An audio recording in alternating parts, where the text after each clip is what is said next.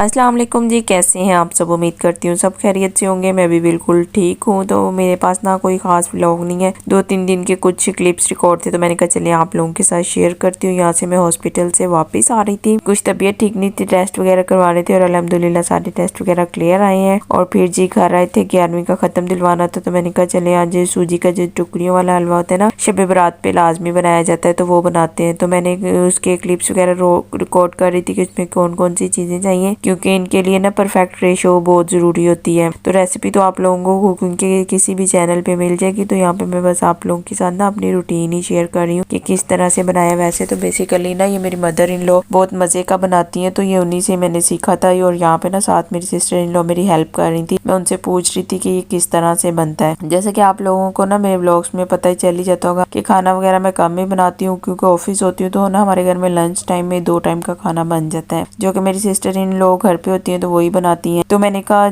जब तक उनकी शादी नहीं हो जाती तो चले वो कुकिंग करती हैं, तो ये भी एक सहूलत ही होती है वर्किंग वुमेन्स के लिए, वरना जिन्होंने सारा काम खुद ही करना हो तो उनके लिए ये बहुत टेंशन का बाइस हो जाता है। तो यहाँ पर जी सबसे पहले शीरा तैयार करें, क्योंकि इसमें सबसे ज़्यादा अहमियत ना शीरे की होती है। और जब ये शीरा बन जाएगा तो हम जो बाकी सूजी वगैरह का काम है वो करेंगे। तो मैंने कहा इस तरह तो बहुत देर हो जाएगी ये सूजी वगैरह बनाते हुए, अलग अलग करते हुए। तो मैंने कहा चले हम दूसरी साइड पे ना, एक साइड पे शीरा बन रहा है तो दूसरी साइड पे ये जो ऑयल वगैरह है, सॉरी घी है, उसको गर्म कर लें, क्योंकि ऑयल में ना इतना मज़े का नहीं बनता, घी में ये हलवा बहुत मज़े का बनता है। ट्रेडिशनल डिशेज होती हैं जो कि हमारे ना बनाई जाती हैं अक्सर, ये जो होती हैं शब बरात होगी, मिराज शरीफ हो गया, 11वीं का ख़त्म हो गया। तो इस तरह ना रवायात को जिंदा रखने के लिए इन चीज़ों को बहुत ही ना ज़्यादा अहमियत होती है। तो मैंने कहा अभी तो ये मेरी सिस्टर इन लोग खाना बना देती हैं, कल को जब इसकी शादी होगी इन चीज़ों को मैंने बनाना हुआ तो मुझे कितना मसला होगा। तो मैंने कहा चले इनसे सीख भी लेती हूँ और एक दफ़ा ट्राई भी कर लेती हूँ। तो यहाँ ना मैंने थोड़ा सा ही बनाया था,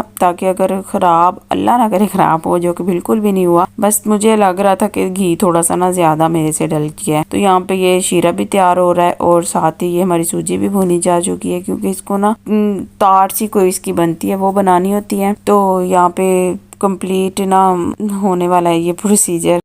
तो शीरा बन गया था, फिर इसको सूजी में मिक्स कर दिया है और फ़ौरन से इसको चम्मच चलाते हुए ना हम बना रहे हैं, क्योंकि इसमें ना शीरे को साथ ही बहुत मिक्स करना होता है। तो जब ये तैयार हो जाएगा तो हम इसको ट्रे में निकालेंगे, जो कि हमने पहले से ग्रीस करके रखी हुई है, और उसमें फिर हम जो ड्राई फ्रूट्स हैं उनको गार्निश कर देंगे।